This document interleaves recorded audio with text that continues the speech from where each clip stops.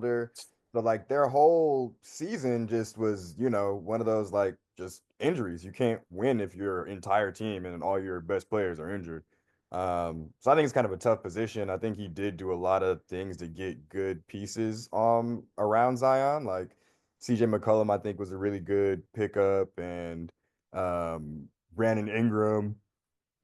So yeah, I think it's tough. I think he's really more so, I think, just a symptom of them trying to reset and turn the page and hopefully start fresh. I just don't know how fresh you can get when Zion is your star player. At this point in time, it just doesn't feel like he's reliable. He feels very much like Embiid, to be honest with you, in that regard. Mhm. And you're never really gonna be able to go anywhere when your best player doesn't play.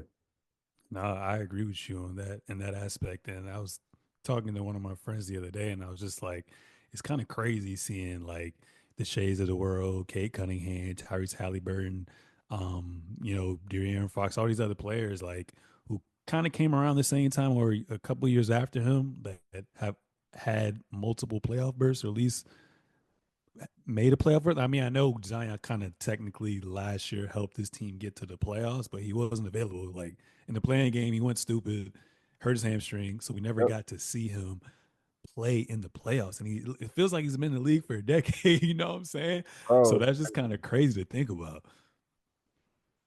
oh, wow. Real quick, it looks like Pods just got injured, like bad.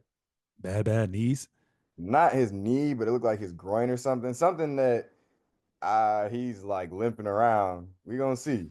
Oh my God, man, that's crazy. So, I mean, obviously, David Griffin has experience from a GM perspective of bringing a championship to Cleveland, and I think he did a great job.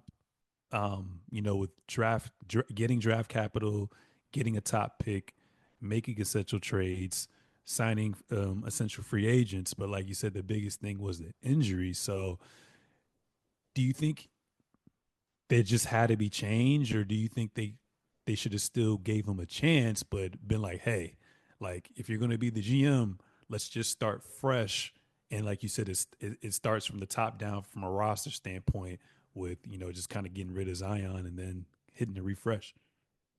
Yeah, I mean, I don't think that he necessarily deserved to be fired because again, I think there was a lot of circumstances that were out of his control when it came to the team's performance. But I do just get from the organization